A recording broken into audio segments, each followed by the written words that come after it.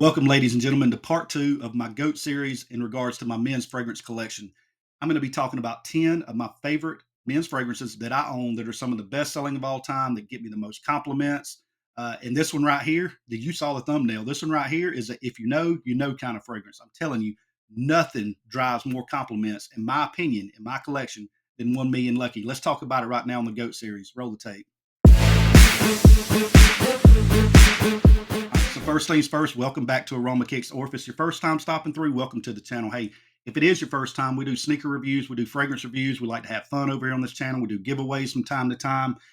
If that sounds interesting to you and you haven't yet subscribed, it's totally optional to do. But again, if that sounds interesting, all you got to do is click that subscribe button down below. And for any of you guys watching out there or gals watching, hey, hit that thumbs up button for me if you enjoyed today's content. Now, in episode one of the GOAT series, I led it off with this guy right here. This is no stranger to anyone, I don't think. This is Bleu de Chanel Parfum. I like the Parfum edition. I'm not going to go into detail why. That was in part one. I'll throw the link in the description if you guys missed that one and you want to check it out. Go back and take a look. But Bleu de Chanel Parfum did lead off the GOAT series for fragrance number two, and they're no particular order. I think all of these are great fragrances, but fragrance number two, let me tell you, the one you just clicked on. This is my wife's favorite in my entire collection. She absolutely loves Paco Rabanne's 1 Million Lucky, and this is an original formulation. There's the batch code down there at the bottom. I don't know if my camera's picking it up, but I'll read it off. It might be upside down too. I don't know, but the batch code is 80951. So here's the actual production date of that guy. You can see this fragrance was actually, it came out in 2018 and the production date is 2018. So this is an original formulation since they've reformulated, I think maybe once or twice. You're not going to see it with this transparent siding that I'm about to show you. Now it's more smoky colored on the side. It's not transparent. And that's how you'll know if you get original formulation or one of the newer batches. I've smelled the newer batches, guys. There's not that much of a difference. What I cannot do, because I don't have a new batch, is tell you about the longevity of that. But what I can do is tell you about this guy right here. Okay, so here it is. 1 Million Lucky. This is what I was talking about. You see how this is transparent on the side? Now you get that smoky, that darker gradient where you can see the juice, but not really good. Really good. So at the top of the bottle, this thing has, mind you, this is like 7 to 8 years old almost. You got that 1 million logo up top on the front of your bottle.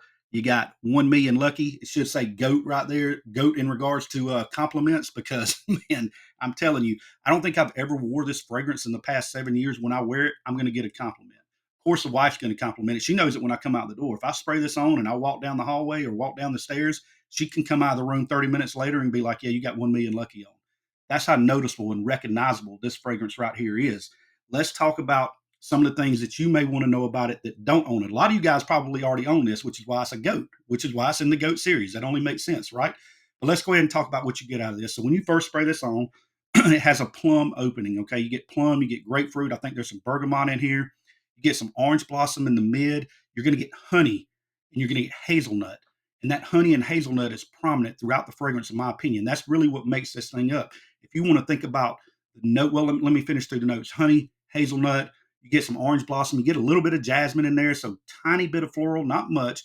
This thing's going to be honey and hazelnut prominent. Think about honeysuckles. If you ever smelled honeysuckles in the South when they're blooming, this smells like honeysuckles. And you know how when you're walking by and honeysuckles are like blowing in the wind and you can catch those smells of it? That's what this stuff smells like. So if you like that smell, you're going to like this. I don't know anybody that doesn't like the way that stuff smells, right? You do get patchouli, and I think there's some cedar and some other things in the dry down. Sorry if I'm blinding you guys, the ring light and this reflection on here. I can't help it. But yeah, 1 Million Lucky. So there's the notes right there. Again, it's going to be nutty. It's going to be sweet from that honey. You're going to get a little bit of citrus up top from that plum and grapefruit, but not much. This is a sweet, nutty, woody fragrance throughout.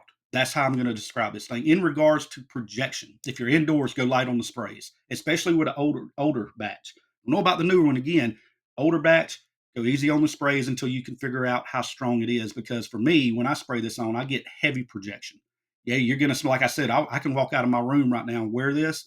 My wife's going to smell it an hour later upstairs and be like, yeah, you got on 1 Million Lucky. So indoors, be careful on the sprays. Outdoors, go 4 to 5 sprays, man. Let this stuff blow in the wind, if you will. This leaves an amazing scent trail. The C odds on this guy, the projection is outstanding. So yeah, go a little heavier. If you're going to be outdoors, go a little lighter. If you're going to be indoors, it's kind of common sense, right? But as far as the longevity on this, the older batches, I get 8+ hours. This thing lasts on my skin basically all day long. So the longevity is great. The projection is great. The smell's great, and the compliment back factor again. I've never wore this. Matter of fact, I had it on a few weeks ago. I was out of town at a band competition. It was breezy outside, and I had this stuff on. And the lady that I was buying food from, that was behind the concession stand, she was like, "That's the best cologne I've ever smelled. What is it?" And I'm like, "It's 1 Million Lucky." She said, "I've heard of that before, but I've not smelt it until now." She's like, "I got to get some." I don't know what she's talking about, for herself or for her significant other or whatever, but she's like, "I got to get some of that." And then the woman beside her, as I was walking off, was like, "Who's that smells so good?" And the lady was like, "That's him. That's him." Dude, I'm telling y'all, this right here is a goat when it comes to compliments. So again, if you know, you know. Get down in the comments and let me know if you own 1 Million Lucky, if you own any in the 1 Million line, what your favorite one is. I like Parfum as well, but again, goated for the goat series, I got to go with 1 Million Lucky. Hey, if you enjoyed today's content, hit that thumbs up button for me. Thank you guys for watching. And again, please consider subscribing. Turn that notification bell on if you want to see the rest of the goats that I got in the series. Peace. I'm out.